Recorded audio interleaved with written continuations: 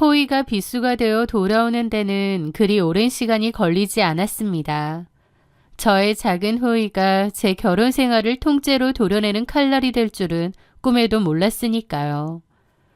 열길 물속은 알아도 한길 사람 속은 모른다더니 제가 가장 믿었던 두 사람의 추악한 민낯을 마주했던 그날의 기록을 담담히 꺼내보려 합니다. 저는 경남 진주에서 나고 자랐습니다. 그곳에서 초중고를 나오고 대학교까지 마쳤죠. 졸업 후 항공사 취업을 하기 위해 무작정 상경하게 되었습니다.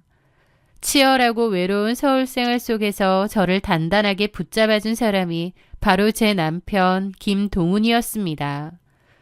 남편은 이름 있는 건설사에 다니는 건실한 청년이었습니다. 화려한 언변은 없었지만 늘 약속 시간보다 10분 먼저 나와 저를 기다렸고 제가 힘들다고 투정 부리면 묵묵히 제 손을 잡아주던 사람이었죠. 진주에 계신 저희 부모님도 남편을 몹시 좋게 보셨어요. 바르고 성실해 보인다면서요.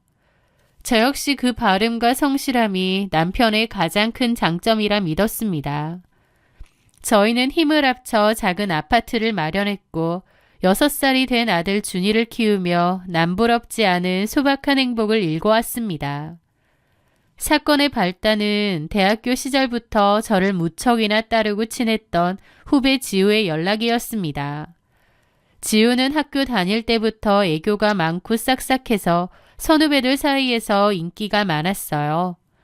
제가 서울로 올라오고 나서부터는 자주 만나지는 못해도 종종 안부 문자를 주고받던 사이였죠. 지우도 서울로 취업을 할 거라고 해서 저한테 이것저것 물어보기도 했고 제 나름 해줄 수 있는 조언은 해주기도 했습니다. 그리고 면접 본 한 회사에서 일할 것 같다면서 서둘러 집을 구해야겠다고 했죠. 그런데 어느 날 지우가 목 놓아 울며 전화를 걸어왔습니다. 언니, 나 어떡해. 무리해서 대출까지 받아 전세를 계약했는데 집주인은 도망가고 보증금은 한 푼도 못 받게 됐어. 나 진짜 어떡하지? 지우의 울음소리는 처절했습니다. 저 역시 낯선 서울에 집을 구하며 고생했던 기억이 선명했기에 남의 일 같지가 않더라고요. 안쓰러운 마음에 남편에게 조심스럽게 물었습니다. 여보, 내 친한 동생 지우 알지? 걔가 이번에 전세 사기를 당했대. 회사 때문에 지낼 집이 필요한데 서울에 친척도 없고 당장 갈 데가 없다는데 우리 집 남는 방에서 한두 달만 지내게 하면 안 될까? 남편 동훈 씨는 잠시 고민하는 듯 하더니 이내 제 어깨를 다독이며 말했습니다. 당신이 그렇게 아끼는 동생인데 모른 척할 수 없지. 사정이 너무 딱하네. 준이도 이모 오면 좋아할 거니까 새 집 구할 때까지만 편하게 있으라고 해. 남편의 배려에 저는 다시 한번 감동했습니다. 그렇게 저는 지우에게 일단 우리 집에 와서 지내라고 했어요. 지우도 너무 고마워하더라고요. 저희 집에 온 첫날 제 두 손을 꼭 잡고 눈물을 글썽이며 고맙다고 몇 번이나 인사를 했으니까요. 언니, 형부, 정말 잊지 않을게요. 제가 집안일도 다 하고 준이도 잘 돌볼게요. 정말 민폐 안 끼치게 조용히 지내다 집 구해서 나갈게요. 처음 한 달은 지우의 말대로였습니다. 지우는 퇴근하고 돌아오면 제가 피곤할까봐 설거지를 도맡아 했고 주말이면 활동량 많은 준이와 놀이터에서 몇 시간씩 뛰어놀아주기도 했어요. 덕분에 저는 모처럼 주말에 낮잠도 자고 커피 한 잔의 여유도 누릴 수 있었죠. 지우 씨가 오고 나서 당신 얼굴이 좀 폈네. 라며 허허 웃었습니다. 하지만 2달째 접어들면서 평온했던 집안 공기가 미묘하게 뒤틀리기 시작했습니다. 그 미묘함은 아주 사소한 순간들로부터 시작되었어요. 어느 토요일 저녁 거실에서 셋이 나란히 앉아 과일을 먹으며 TV 예능 프로그램을 보던 중이었습니다. 출연진의 농담에 지우가 깔깔대며 웃더니 너무나 자연스럽게 제 남편의 허벅지를 손바닥으로 툭 치며 그러는 거예요. 아, 진짜 대박! 형부, 저 사람 말하는 거 너무 웃기지 않아요? 와, 진짜 배꼽 빠질 것 같아. 저는 순간 깎던 설가를 멈추고 멍하니 그 손길을 바라보았습니다. 아무리 가족처럼 편해졌다고는 하지만 어쨌든 친한 언니 남편이지 진짜 가족도 아니잖아요. 그런데 저렇게 아무렇지 않게 손을 대다녀. 남편도 짐짓 당황한 기색을 보이다가도 그러게 재밌네 라며 어색하게 웃어 넘겼습니다. 찰나였지만 제 기분은 이상해졌습니다. 내가 너무 예민한가? 지우가 원래 성격이 털털하니까 라며 스스로를 달랬지만 가슴 한구석에는 싸늘한 바람이 지나가는 것 같았습니다. 그 뒤로 지우의 행동은 점점 대담해졌어요. 한 번은 제가 공항 스케줄 근무 때문에 평소보다 일찍 퇴근해 집에 돌아왔을 때였는데요. 현관문을 열자마자 구수한 된장찌개 냄새와 고기 굽는 냄새가 나더라고요. 주방에는 지우가 제 앞치마를 두르고 콧노래를 부르며 요리를 하고 있었고요. 뭐 만들고 있네? 언니, 오늘 일찍 왔네. 형부가 어제 퇴근길에 차돌박이 된장찌개 먹고 싶다고 했던 게 생각나서 좀 준비해봤어. 요즘 형부 회사에서 힘들다길래 기운 좀 붙돋아 주려고. 아내인 저도 잘 챙기지 못했던 남편의 사소한 입맛까지 지우가 대신 챙기고 있더라고요. 그날 저녁 식탁에서 남편은 와, 지우씨 요리 실력이 보통이 아니네. 우리 혜정이가 좀 배워야겠는데? 라며 장난 섞인 칭찬을 건넸습니다. 지우는 수줍은 듯 웃으며 많이 먹으라고 국그릇을 밀어주더라고요. 그 장면을 지켜보는 저는 밥이 입으로 들어가는지 코로 들어가는지 알 수 없었습니다. 제 집 식탁인데도 마치 제가 불청객이 된 기분이었으니까요. 어느 날은 거실 불이 꺼진 밤 물을 마시러 나왔다가 소파에 나란히 앉아 영화를 보고 있는 두 사람을 발견하기도 했습니다. 준이는 방에서 저랑 잠들었고 거실에는 TV 화면에서 뿜어져 나오는 푸르스름한 빛만 일렁이고 있었죠. 남이 보면 그 두 사람이 부부인 것처럼 보일 정도로 다정해 보였습니다. 제가 나오자 지우가 밝게 웃더라고요. 언니, 깼어? 형부랑 영화 보고 있었어. 마침 OTT에 떴길래. 형부도 이 영화 안 봤다고 해서 OTT 뜨면 같이 보기로 했거든. 언니도 이 영화 안 봤지? 얼른 일로 와서 앉아. 같이 보기로 했다는데 그 말이 비수처럼 날아와 꽂혔습니다. 두 사람은 제가 모르는 약속까지 하는 사이가 되었더라고요. 뭐라고 말하기는 애매한데 기분은 더러운 그런 상황이 계속되었던 거죠. 저는 그날 밤 침대에 누워 남편에게 물었습니다. 여보, 지우 이제 슬슬 집 구하라고 할까? 전세상이 당한 것도 어느 정도 정리되고 있을 거고 계속 같이 살 순 없잖아. 저는 남편이 그러든가 할 줄 알았습니다. 그런데 제 생각과는 다르게 반응하더라고요. 갑자기 나가라고 한다고? 너 왜 그렇게 박해? 그리고 같이 사는 거 크게 불편한 건 없잖아. 준이도 잘 봐주고 당신 일도 도와주고 게다가 지금 회사 들어간 지도 오래 안 돼서 적응하는데 힘들 거야. 조금만 더 여유를 가지고 기다려주자. 당신 친한 후배잖아. 이왕 선의를 베풀었으면 좀 더 베푸는 게 좋아. 남편의 입에서 지우를 대변하는 말이 나오자 저는 더 이상 말을 이을 수 없었습니다. 두 사람 사이에 내가 모르는 무언가가 있나? 제 직감은 더욱 커졌죠. 그런데 며칠 뒤 저는 놀라운 광경을 보게 되었습니다. 지우는 주방에서 물을 마시고 있었고 남편은 그 뒤를 지나가고 있었거든요. 저는 거실에서 아이랑 놀아주고 있었고요. 무심코 고개를 돌렸는데 남편이 지우의 엉덩이 쪽을 훑으며 지나가는 겁니다. 정말 찰나의 일이었지만 저는 분명히 보고 화들짝 놀랐어요. 뭐 하는 거야? 응? 뭐가? 방금...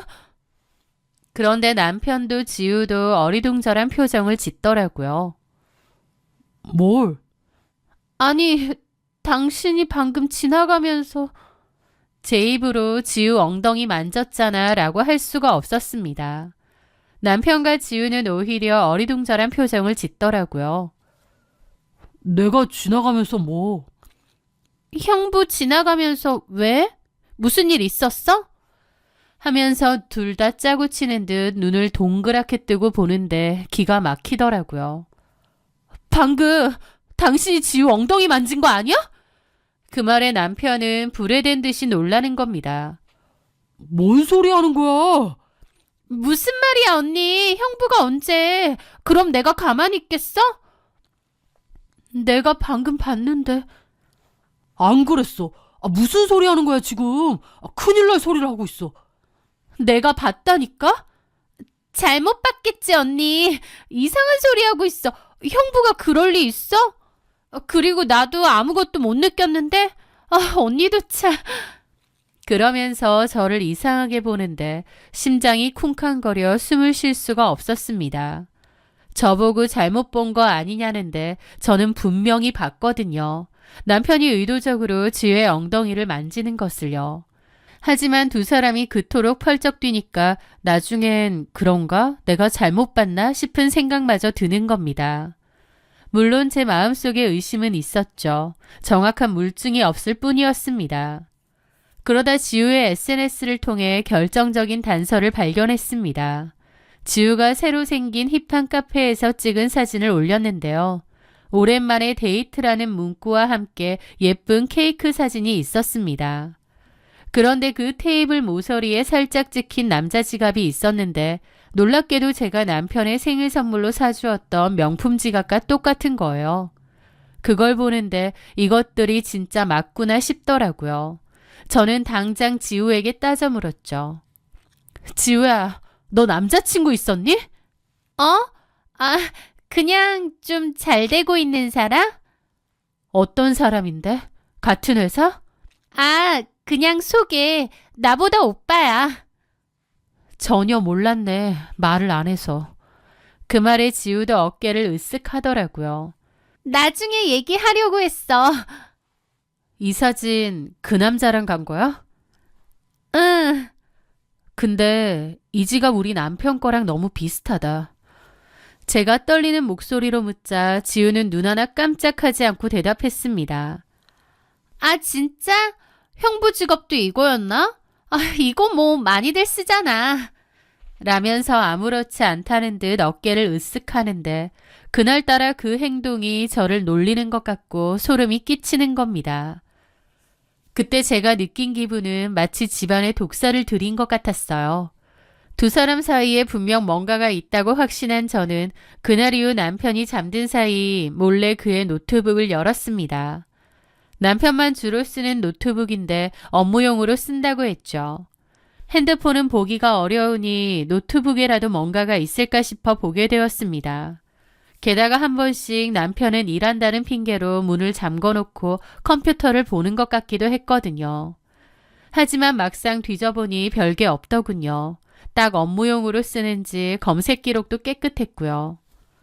그래, 노트북에 뭔가가 있을 리 없지 생각하던 저는 노트북을 끄려고 했습니다. 그런데 제 눈에 띈 것은 본체 뒤에 있던 작은 USB 하나였습니다. 아주 오래전부터 있었던 USB였죠. 당연히 업무용이라 생각해서 신경도 안 썼는데 그날따라 유난히 그 USB가 거슬리는 겁니다. 혹시나 하는 마음에 그것을 노트북에 연결했습니다. 그리고 그 안에 담긴 폴더들을 열어본 순간 저는 기절초풍할 진실에 그 자리에서 주저앉을 뻔했습니다. 그 USB에는 제가 알던 남편의 인생을 통째로 부정하게 만드는 상상조차 할 수 없었던 남편의 진짜 실체가 가득 담겨 있었거든요. 그 USB는 인간의 탈을 쓴 악마의 수집함이었습니다. 너무 충격적인 남편의 실체를 보게 된 저는 새벽동이 틀 때까지 그 자리에 얼어붙어 있었습니다. 그리고 저는 겨우 정신을 차리고 떨리는 손으로 그 증거들을 제 폰으로 촬영해 수집한 뒤 밖으로 나왔죠. 거실 소파에 앉아 생각에 잠겨 있는데 남편이 안방에서 나와 기지개를 켜며 주방으로 향하는 겁니다. 그 모습을 보는데 소름이 쫙 끼치더라고요. 내가 알고 있던 남편이 아닌 것 같고요. 자기 일찍 일어났네? 그러면서 인사를 하는데 그 순간이 사지가 떨리는 공포와 혐오로 다가왔습니다. 저는 아무 대답도 하지 않았습니다. 그렇게 남편은 평소처럼 준비를 하고 출근을 했습니다. 지우도 마찬가지였어요. 저는 일단 아무 말도 하지 않고 가만히 있었죠. 머릿속이 너무 복잡했거든요. 제가 지난날 남편 노트북을 통해 남편과 이지우의 불륜관계라는 것은 확실히 알았습니다. 그런데 그보다 더 충격적인 일은 따로 있었어요. 어쩌면 그들의 불륜은 세 발의 피도 안 될 만큼 충격적인 일이요. 저는 그날 도저히 일에 집중할 수가 없어 반차를 쓰고 남편 회사를 찾아갔습니다. 남편에게 긴히 할 말이 있으니 회사 앞 카페로 나오라고 했죠. 자기야, 무슨 일이야? 저는 싸늘하게 남편을 쳐다보았습니다. 저렇게 평범하기 그지없는 사람인데 USB의 영상에서는 두 얼굴을 하고 있었죠. 왜 그래? 나 어제 네 USB 봤어. 제 말에 무슨 말인지 한 남편의 눈이 휘둥그레지더라고요. 어? 네가 무슨 짓 하고 다니는지 다 봤다고. 남편의 얼굴에서는 실시간으로 핏기가 가시더군요. 이혼하자. 길게는 설명 안 할게. 그리고 그냥 넘어갈 수 있는 문제 같지는 않아. 양가 부모님께도 알리고 경찰에도 넘길까 싶어. 남편은 얼굴이 하얗게 질리더니 사시나무 떨듯 떠는 겁니다. 혜정아, 내가 잘못했어. 제발 그렇게나 하지 말아줘. 지우랑도 그런 사이지. 남편은 아무 대답도 없었습니다. 대답할 필요 없어. 내가 다 봤으니까. 그냥 깨끗하게 이혼하자. 나 너랑 더는 못 살아. 저기, 제발 조용히 넘어가 줄 수는 없을까? 자기가 하라는 대로 다 할게. 남편의 말에 저는 담담하게 말했습니다. 내가 하라는 대로 한다고? 그럼 이 집 내 명의로 다 넘겨. 준이 양육권, 친권 다 포기하고 재산 분할에서도 손 떼고 이혼 서류에 도장 찍고 집에서도 나가. 다시는 나랑 준이 찾아올 생각 말고. 이 조건들 다 수락하면 조용히 끝내줄게. 아니면 바로 경찰서랑 너네 회사 게시판에 이거 다 뿌릴 거야. 나 지금 눈에 뵈는 거 없어. 7년간 믿고 살았던 남편이 7년간 내 뒤통수 치고 살았다는데 내가 지금 제정신이겠어? 나 지금 죽을 힘 다해 참고 있는 거야. 남편은 고개를 숙이고 아무 말도 하지 않았습니다. 어쩜 사람이 그렇게 무섭니? 내가 알았던 김동우는 도대체 누구야? 자기야. 자기는 누가 자기야? 소름 끼치니까 더 이상 그런 소리도 하지 마. 어떻게 할 거야? 지금 결정해. 남편은 결국 모든 조건에 동의하며 짐을 싸서 나가기로 했습니다. 저는 이지우에게도 연락을 했어요. 그리고 오늘 당장 네 짐 챙겨서 나가라고 했습니다. 이지우는 펄쩍 뛰더라고요. 언니, 갑자기 나가라니. 이런 법이 어딨어? 라면서 대드는데 저도 인내심이 뚝 끊기더라고요. 이런 법이 어딨냐고? 기껏 너 생각해서 집에서 같이 살자 했더니 언니 남편이랑 놀아나 놓고 지금 그게 나한테 할 소리야? 네? 무슨 말이야? 아니거든? 언니가 뭔가 오해를 했나 본데. 야, 작작 좀 해. 내가 다 알고 있는데도 개소리 할래? 이혼해 줄 테니까 둘이서 알아서 살던지. 오빠도 나간다고? 왜? 그 집 오빠 집이기도 하잖아. 라는데 실소만 나오더라고요. 내 집이야 이제. 꺼져. 너네 회사에도 이 사실 알려줄까? 그래야 정신 차릴래? 그렇게 말하니 더 이상 아무 말 못하더라고요. 네 짐 챙겨서 꺼져. 얼굴 보면 진짜 죽여버릴 것 같으니까 나 집에 가기 전까지 꺼지라고. 알았어? 저는 그렇게 전화를 끊었습니다. 차 안에 앉아있는데 정말 복잡한 심경이었죠. 그렇게 6시쯤 아이를 하원시켜 집으로 들어갔습니다. 남편과 이지우는 짐을 싸서 나갔더라고요. 짐을 빼서 텅 비어버린 남편 옷장을 보고 그제야 울분에 찬 눈물이 났습니다. 어쩌다 이렇게 됐나 싶기도 하고요. 하지만 저는 마음을 다잡고 변호사를 선임해 협의이혼을 진행했습니다. 남편은 범죄 사실이 폭로될까 두려워 제가 요구한 모든 것을 받아들이고 서명했습니다. 그리고 저는 이지우의 회사로 상간녀 소송 소장도 발송했습니다. 소장을 받았는지 이지우는 미친 듯이 전화를 걸어오더군요. 언니 미쳤어? 이걸 회사로 보내면 어떡하자는 거야? 오빠한테 재산 다 뺏어놓고 나까지 죽여야 속이 시원해? 라면서 따지는데 기도 안 차더라고요. 지를 위해서 손 내밀어준 사람을 이렇게 배신하나요? 하지만 저는 이지우에게 가장 중요한 진실은 말해주지 않았습니다. 저는 담담하게 대답했죠. 야, 너 회사 잘리는 게 걱정되니? 근데 그거보다 더 걱정해야 할 게 있을 텐데. 그게 뭔 소리야? 잠깐 만나자. 보여줄 거 있으니까. 그렇게 저는 이지우와 만나게 되었습니다. 저는 이지우에게 제가 찍어둔 사진들을 보여주었습니다.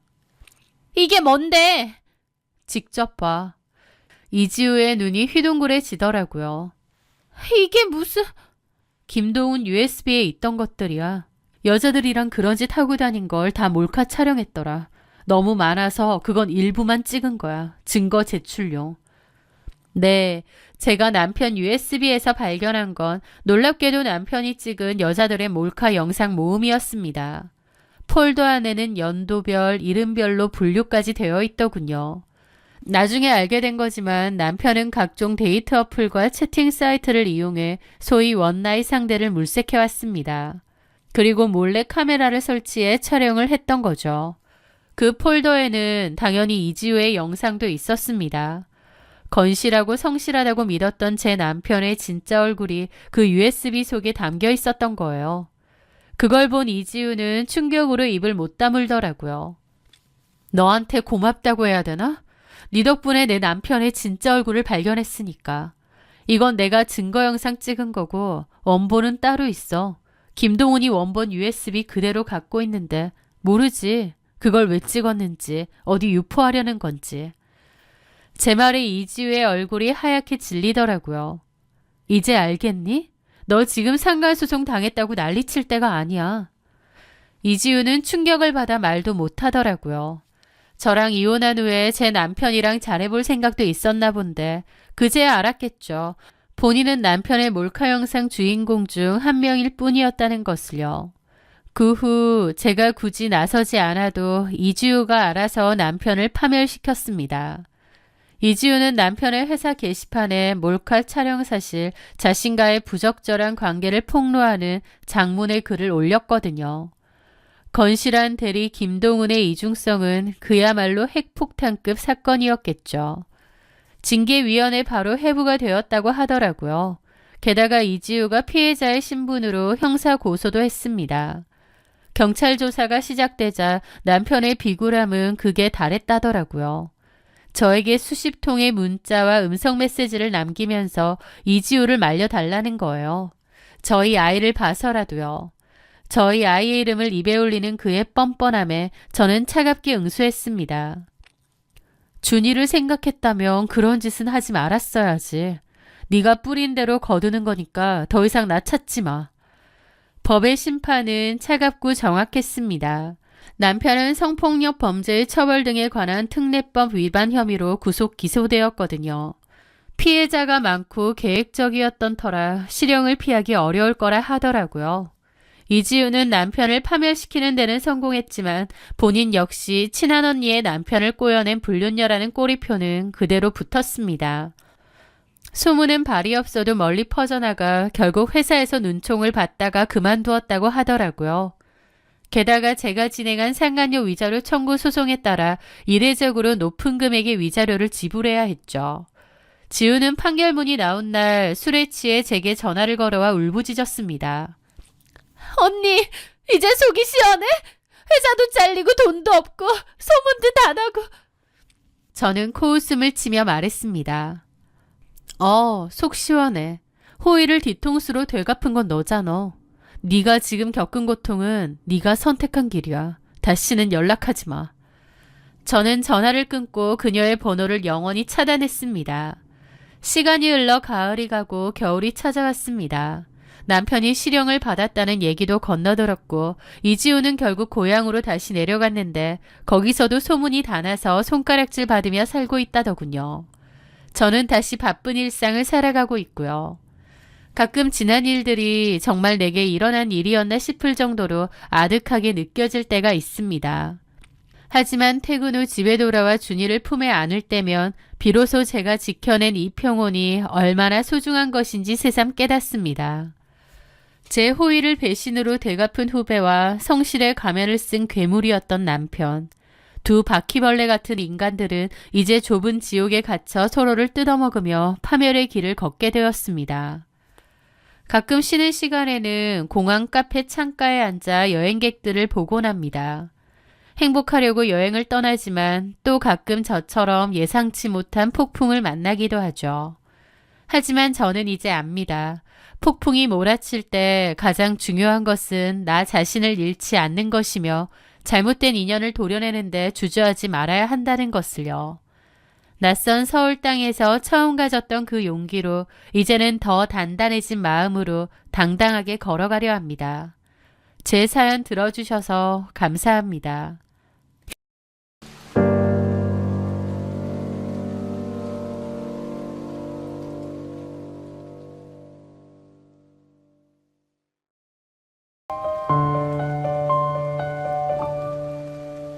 안녕하세요. 저는 박물관에서 학예사로 일하고 있는 지예은이라고 합니다. 저는 지금의 자리에 오기 위해 20대와 30대 초중반까지 거의 모든 시간을 공부와 연구에만 매달렸습니다.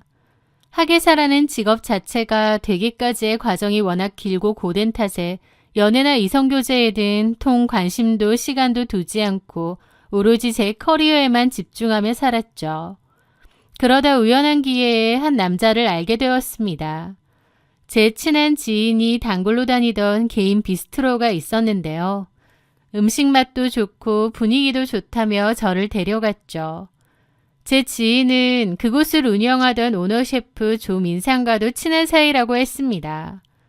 조민상은 저보다 3살 연하였는데 매력적인 외모에 서글서글한 성격을 가진 남자였어요. 평생 책과 유물만 파고들던 제게는 전혀 다른 세계의 사람처럼 느껴질 정도였죠.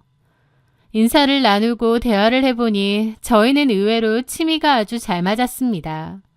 둘 다 여행을 좋아하고 가만히 있는 것보다는 활동적으로 움직이는 것을 선호했는데 그런 부분들에 대화가 잘 통했어요.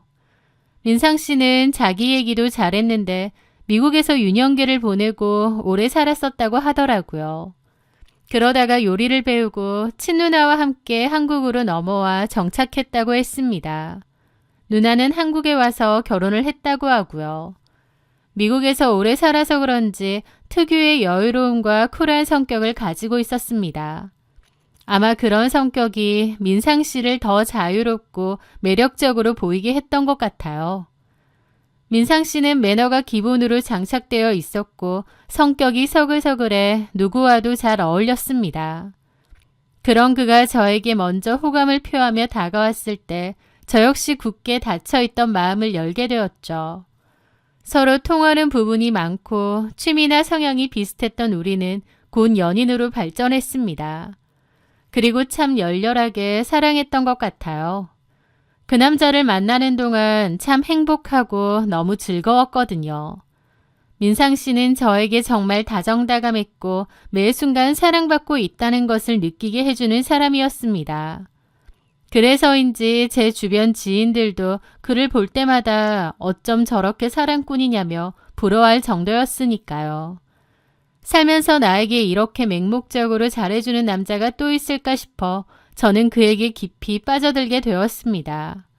그 남자도 저에게 인생의 반쪽을 만난 것 같다는 말을 자주 했어요. 저도 그렇게 느꼈고요.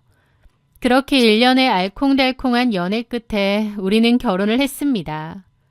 민상 씨는 아이를 갖지 않는 딩크 라이프를 원했습니다. 하고 싶은 걸 실컷 하면서 좀 더 자유롭게 살고 싶은데 아이가 있으면 그러기 힘들지 않냐고 하더군요. 저 역시 어렵겠단 학예사로서의 커리어를 더 발전시키고 싶었기에 그의 의견에 기꺼이 동의했습니다. 아이를 키우는 부모보다는 부부로서의 삶에 좀 더 집중하자고 했죠. 그렇게 결혼을 했고 3년은 정말 더할 나위 없이 행복했던 것 같아요. 둘이서 벌어 여유롭게 생활하고 주말이면 맛있는 것을 먹으러 가고 둘 다 워낙 활동적이고 어디 다니는 걸 좋아하다 보니 여행이며 맛집이며 참 많이 다녔습니다. 휴가 때는 서로 시간 맞춰 해외로 여행을 떠나고 국내 여행도 많이 다녔고요. 참 모든 것이 완벽하고 만족스러웠습니다. 그러던 어느 날 남편이 제게 엄청난 제안을 해왔어요. 예은아, 내년에 가게 임시휴업 걸고 반년 정도 같이 미국으로 떠날까? 자기는 휴직계 좀 내고. 어차피 다른 사람들은 육아 휴직이니 뭐니 쓰기도 하니까. 자기도 휴학계 낼 수 있잖아. 멋진 차 한 대 렌트해서 미국 전역을 돌아다니며 추억도 쌓고. 전부터 사랑하는 사람이 생기면 꼭 그렇게 해보고 싶었거든. 어때? 여행을 사랑하는 남편다운 제안이었습니다. 로맨틱하고도 파격적이었죠. 사실 휴직계를 낸다는 게 좀 망설여지긴 했어도 살면서 언제 또 그렇게 해보겠냐 싶더라고요. 그래서 같이 여행을 떠나기로 결심을 했어요. 계획을 정하고 나니 너무 설레고 기쁘더라고요. 재밌을 것 같기도 했고요. 내년에 여행을 가자고 했기에 그 사이에 1년 정도의 충분한 여유가 있었습니다. 그래서 저는 직장에 내년에 신청할 반년짜리 장기 휴직계를 미리 의논했고 남편 역시 미국 여행에 필요한 렌터카, 숙소, 루트 등 모든 준비를 자신이 전담해서 준비하겠다며 들떠 있었습니다. 우리는 이미 대략적인 날짜까지 확정해두고 다가올 미국 횡단 여행만을 기다리며 하루하루를 행복하게 보냈죠. 하지만 운명은 가장 행복하다고 믿었던 순간에 가장 잔인하게 저를 바닥으로 끌어내렸습니다. 여행을 딱 반년 앞두고 있던 어느 날 아침, 외근을 가기 위해 고속도로를 운전해서 가던 저는 큰 교통사고를 당하고 말았거든요. 큰 트럭과 충돌을 하게 되었는데 꽤 큰 사고였습니다. 사고의 충격이 얼마나 컸는지 그 충격이 고스란히 골반으로 전달되었고 비구골절이라는 중상을 입게 되었습니다. 비구는 대퇴골의 머리 부분이 끼어지는 골반의 소켓 부위인데 그곳이 말 그대로 조각조각 깨져버린 것이었죠. 곧바로 응급수술에 들어갔고 수술 후 눈을 뜬 제게 주치의는 아주 무겁게 입을 열었습니다. 골반 소켓 부위가 고장나서 부서졌습니다. 일단 수술로 고정은 하겠지만 최소 3개월은 침대 밖으로 나오시면 안 됩니다. 절대 힘을 주면 안 되거든요. 걷는 건 그 이후 재활 예후를 봐야 될 것 같네요. 갑작스러운 사고, 그것만으로도 절망적이었는데 더 큰 문제가 있었습니다. 뼈가 부서지면서 신경이 눌렸는지 발가락에 전혀 힘이 들어가지 않는 마비 증상이 동반되었거든요. 어딜 가려면 누군가의 도움을 받아 휠체어에 의지해야만 했습니다. 몇 달 동안은 절대 걸으면 안 된다는 조치가 내려졌죠. 그렇게 하염없이 병원에 누워있는데 참담한 기분이 들더라고요. 나한테도 이런 일이 있을 수 있구나 싶기도 하고 또 평생 걷지 못할 수도 있다는 공포가 저를 덮쳤습니다. 처음 사고 소식을 듣고 병원으로 달려온 남편은 저를 붙잡고 펑펑 울었습니다. 저는 남편을 오히려 위로하며 괜찮다고 달랠 정도였죠. 제 아픔을 자기 일처럼 느끼며 오열하는 남편을 보는데 이 사람이 내 곁에 있어서 정말 다행이다 라는 생각이 들더군요. 처음 한동안은 남편이 병원에 자주 찾아와 저를 걱정하고 살뜰히 챙겼습니다. 살면서 어떤 일을 겪을지 모르는 게 사람 운명이잖아요. 부부끼리는 이런 일들도 같이 위로하고 견뎌내야 된다고 생각했죠. 나중에 보니 그건 저만의 생각이었지만요. 어느 날 주치의가 남편을 불러 제 상황을 전달했습니다. 신경이 돌아오지 않으면 걷지 못할 수도 있다. 최악의 경우 평생 휠체어 생활을 해야 할 수도 있다라고요. 저도 그 이야기를 전해 듣고 너무 공포에 질려 얼마나 울었던지요. 걷는 것이 너무 당연했는데 갑자기 이렇게 될 수도 있구나 싶기도 하고 정말 앞으로 못 걸을 수도 있겠구나 싶어서 막막하기도 하고요. 남편은 처음엔 다 잘 될 거라고 저를 위로했습니다. 하지만 그 소견을 듣고 난 이후 남편의 태도는 미묘하게 변하기 시작했어요. 저는 장기 입원을 해 있었는데 어느 순간부터 남편은 가게 일이 바쁘다는 핑계로 병원에 오는 횟수가 눈에 띄게 줄어들었습니다. 간병인을 따로 두긴 했지만 남편의 빈자리는 너무나도 크더라고요. 어쩌다 병원에 와도 남편은 제게 말을 거는 대신 무표정한 얼굴로 침대 옆에 앉아 본인의 핸드폰만 들여다보았습니다. 그리고는 이내 피곤하다며 금방 자리를 털고 일어나 버리기 일쑤였죠. 사지 멀쩡했던 아내가 하루아침에 누워만 지내는 장애인이 될지도 모른다는 사실에 남편도 많이 지치고 힘들 거라 이해하려 했습니다. 하지만 달라진 남편의 태도는 섭섭함을 넘어 저를 비참하게 만들기까지 했어요. 어느 날 병실을 나서려는 남편을 붙잡고 참았던 눈물을 터트리며 따졌습니다. 여보, 요즘 왜 그래? 내가 못 걸을지도 모른다고 하니까 마음이 뜬 거야? 왜 나를 귀찮아해? 그러자 남편은 위로 대신 오히려 언성을 높이며 짜증을 냈습니다. 갑자기 뭔 소리야? 내가 뭘 어쨌다고? 당신 요즘 얼마나 달라졌는데 내가 귀찮아졌어? 내가 언제 귀찮다고 했어? 나도 지금 혼란스럽고 힘들어서 그렇지. 여태껏 단 한 번도 본 적 없는 날이 서고 차가운 눈빛이었습니다.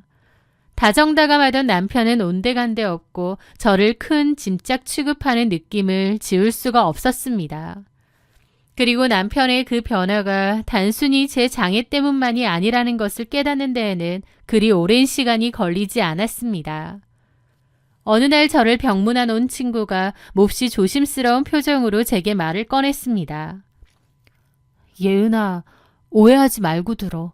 내가 며칠 전에 민상 씨 식당에 밥을 먹으러 갔는데 민상 씨가 홀서빙하는 젊은 여자 종업원이랑 너무 가깝게 붙어 있더라. 근데 사장과 직원 사이 같지가 않았어. 둘이 뭔가 분위기가 좀 그렇더라고. 임미주라는 이름의 20대 초반 어린 여직원이었습니다. 저도 누군지 알고 있었고요. 제가 병원에 누워있는 사이 남편이 식당 여종업원과 유난히 가깝게 지내는 것 같다는 친구의 귀뜸. 저는 그날 저녁 병원에 온 남편에게 떨리는 목소리로 물었습니다. 당신 임미주 씨랑 무슨 사이야? 갑자기 뭔 소리야? 사람들이 둘이 보통 사이가 아닌 것 같다고 하던데. 제 말이 끝나기가 무섭게 남편은 얼굴을 붉히며 길길이 날뛰었습니다. 당신 미쳤어? 병원에 누워있더니 의심병까지 생겼어? 사람을 뭘로 보고 그딴 소리를 해? 나랑 미주가 뭘 어쨌다고? 정말 아무 사이도 아닌 거야? 와, 미치겠다. 나를 못 믿어? 못 믿는 게 아니라 못 믿는 거잖아. 그래서 친구한테 염탐이라도 하라고 시킨 거야? 뭐라고? 됐다. 그만 얘기하자. 그러더니 자리를 박차고 나가더라고요. 저는 따라갈 수도 없는데 말이죠. 그렇게 나가놓고선 문자를 틱 하나 보낸 겁니다. 나 더 이상 병원 오기 힘들 것 같다. 너무 황당해서 전화를 해봤지만 받지도 않더라고요. 마치 남편에게 아주 좋은 핑곗거리가 생긴 듯 했습니다. 병원에 오기 싫었는데 좋은 구실 하나 생긴 거죠. 그리고 그날 이후로 남편은 정말로 발길을 뚝 끊어버렸습니다. 움직일 수 없는 다리를 보며 텅 빈 병실에 홀로 남겨진 저는 매일 밤 비참함과 억울함에 소리 없이 눈물만 흘려야 했습니다. 그리고 남편이 발길을 끊은 지 3주가 지났을 무렵 남편의 친누나, 즉 저에게는 시누이가 제 병실을 찾아왔습니다. 시누이가 제 병실 문을 열고 들어왔을 때 저는 내심 남편이 저를 걱정해 누나를 보낸 것은 아닐까 싶기도 했어요. 하지만 제 침대맡에 앉은 시누이의 입에서 나온 말은 제 남은 희망마저 잔인하게 짓밟아 버렸습니다. 예은아, 몸은 좀 어때? 의사 선생님한테는 얘기는 대충 들었어. 신경이 안 돌아오면 평생 못 걸을 수도 있다며. 아직은 몰라요. 일단 근육이 다 회복된지 확인해야 된대요. 어쨌든 최악의 상황도 미리 생각해야 되는 건 맞는 거네. 시누이는 건조한 눈빛으로 제 다리를 쳐다보았습니다. 그러더니 잠시 후 본론을 꺼내더군요. 누워있는 사람한테 이런 말 좀 그렇지만 어쨌든 내 입장에서 내 동생 걱정이 안 될 순 없다. 네? 막말로 너희한테 애가 있는 것도 아니고 어쩌면 앞으로는 영영 휠체어 타야 될지도 모른다며. 그냥 이쯤에서 깔끔하게 이혼하는 게 어떨까 싶어. 순간 제 귀를 의심했습니다. 병문안을 와서 던진 첫 마디가 자기 동생을 놓아달라는 이혼 종용이라니요. 너무나도 기가 막혀서 말문이 막혔습니다. 저는 겨우 정신을 차리고 말했죠. 형님, 지금 그게 무슨 말씀이세요? 저희 부부예요. 아플 때나 힘들 때 서로 지켜주고 돌봐주자고 약속하고 결혼한 거잖아요. 제가 다치고 싶어서 다친 것도 아닌데 어떻게 저한테 그런 말을 하세요? 민상 씨가 그렇게 얘기해달라고 하던가요? 제 항변에 신우이는 오히려 어이가 없다는 듯 코웃음을 쳤습니다. 내 생각도 같아서 그래. 네가 다친 건 안 됐지만 그렇다고 멀쩡한 내 동생이 평생 네 수발 들면서 살아야 하는 건 아니잖아. 그건 좀 너무 이기적인 거 아니야? 우리 민상이 이제 겨우 30 중반이야. 근데 아픈 와이프 옆에서 세월 다 보내는 거 누나된 입장에서 보고 싶지 않아. 내가 싫어. 가족이라는 이름으로 포장된 그들의 지독한 이기심 앞에 저는 더 이상 예의를 차릴 필요를 느끼지 못했습니다. 형님 뜻은 잘 알겠습니다. 그런데 이혼은 부부 문제잖아요. 남편이 직접 와서 제 얼굴 보고 자기 입으로 이혼하겠다고 똑바로 말하라고 하세요. 무슨 애도 아니고 자기 누나 시켜서 이러는 건 너무 비겁한 거 아닌가요? 제 단호한 태도에 신우이는 혀를 차며 병실을 나갔습니다. 그리고 며칠 뒤 발길을 끊었던 남편 조민상이 제 병실을 찾아왔습니다. 한때는 저를 보며 세상에서 가장 다정하게 웃어주던 남편이었는데 이제 그의 얼굴에는 피곤함과 짜증만이 가득했습니다. 형님한테 얘기 들었어. 당신 생각도 누님과 같은 거야? 제가 묻자 남편은 제 눈을 피하며 무겁게 고개를 끄덕였습니다. 솔직히 말할게. 나 자신 없어. 당신이 못 고를지도 모르는데 언제까지 기다리며 간병할 자신도 없고 내 인생을 희생하면서까지 책임지고 싶지 않아. 나 그런 거 딱 질색이야. 그런 게 싫어서 애도 낳기 싫었던 건데. 미안하다. 그냥 우리 여기서 끝내자. 그의 입에서 흘러나온 자신 없다는 말, 그 한마디가 저를 완벽하게 무너뜨렸습니다. 너한테 나는 뭐니? 다치니까 이제 쓸모 없어진 거야? 입장 바꿔서 너 같으면 안 그러겠어? 난 안 그래.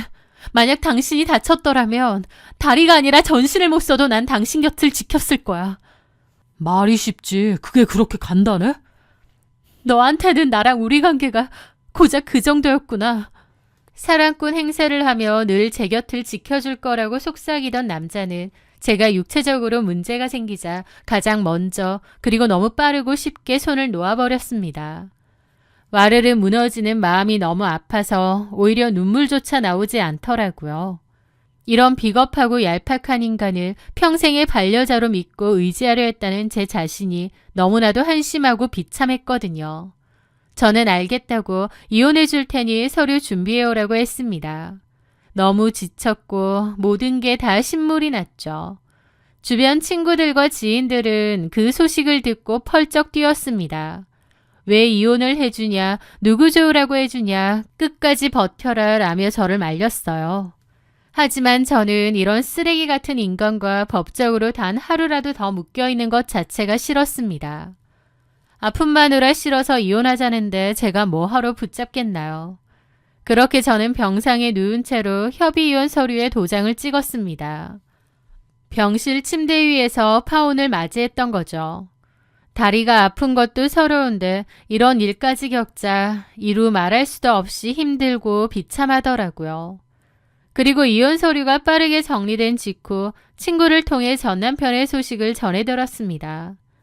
혹시나 했는데 역시나였어요. 제 남편 조민상은 그의 식당에서 홀서빙을 하던 20대 종업원 임미주와 본격적으로 연애를 시작했다고 하더라고요.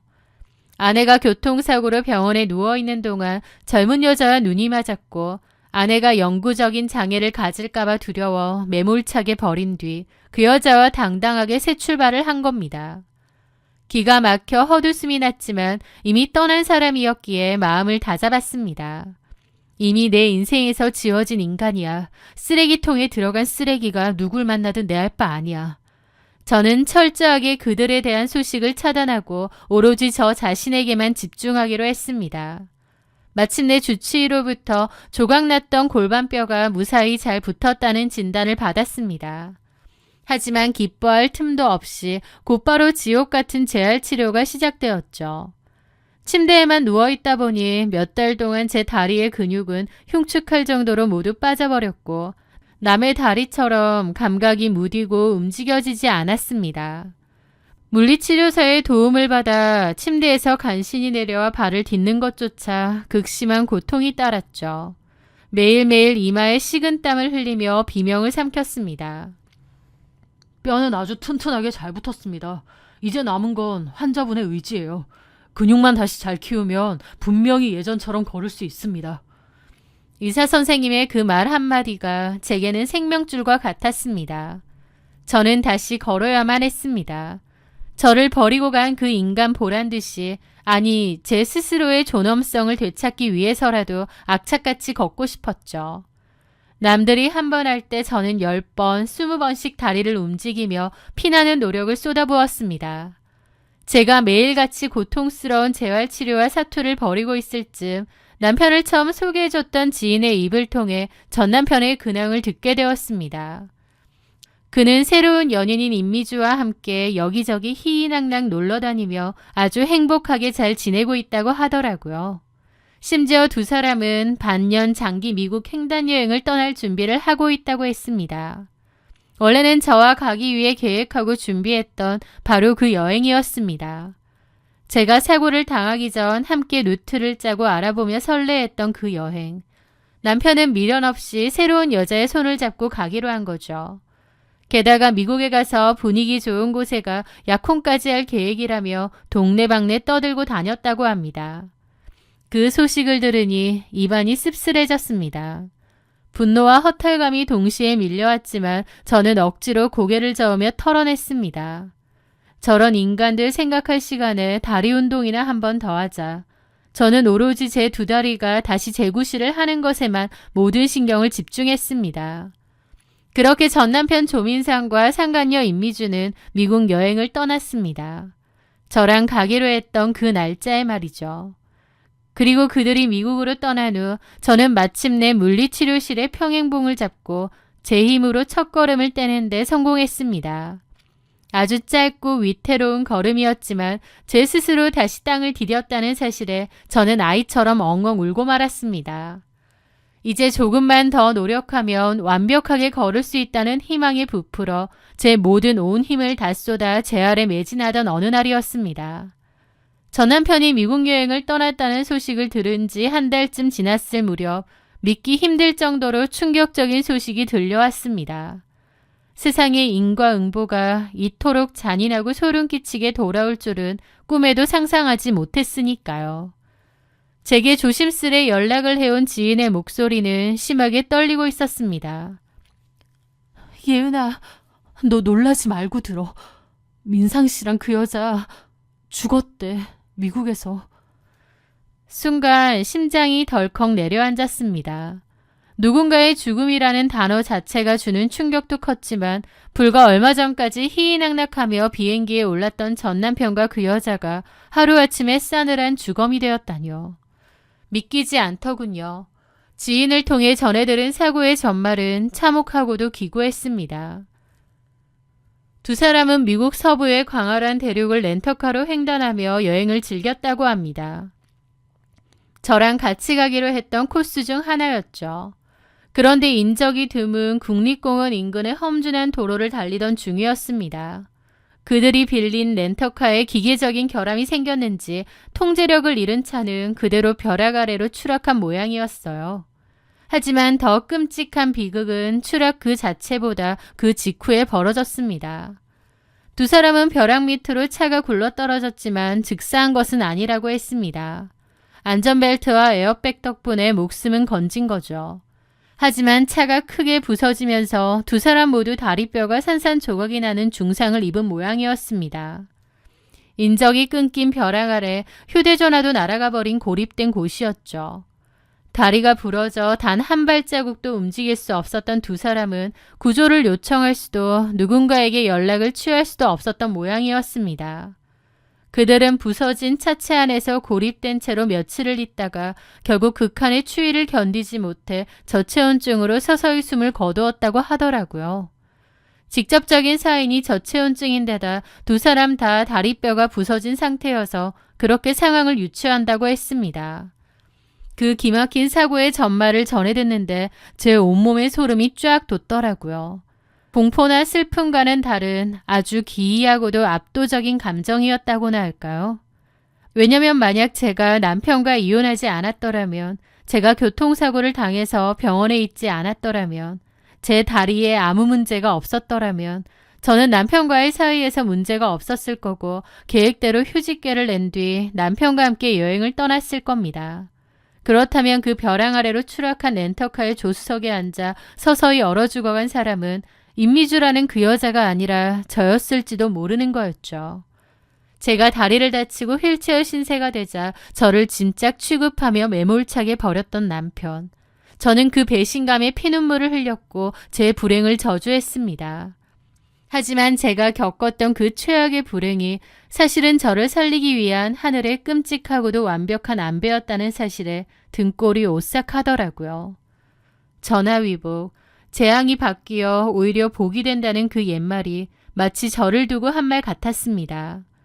나에게 닥친 시련이 불행인지 천운인지는 시간이 지나고 결과를 봐야 안다는 것을 그 일로 뼛속 깊이 깨달았던 거죠. 그 소름 끼치는 진실을 마주한 후 제 안의 모든 원망과 분노는 눈 녹듯 사라졌습니다.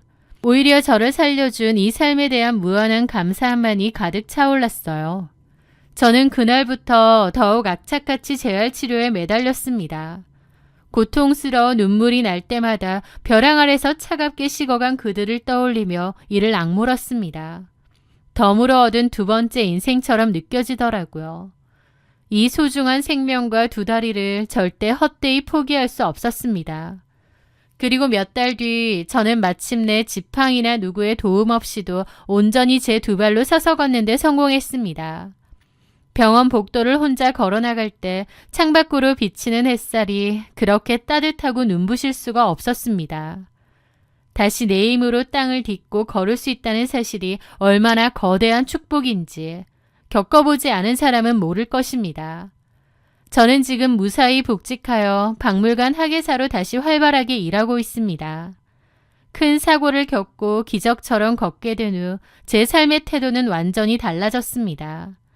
아침에 일어나 두 발로 화장실을 걸어가는 것, 출근길에 공기를 마시는 것, 좋아하는 전시기에게 몰두하는 것, 이 모든 평범하고 사소한 일상들이 제게는 기적이고 감사한 일이 되었으니까요.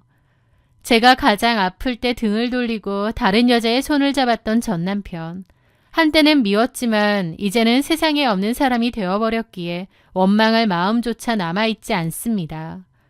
자신이 선택한 욕망의 대가로 참혹한 최후를 맞이한 그와 그 여자가 그저 저 세상에서는 편안하게 눈을 감았기를 바랄 뿐입니다.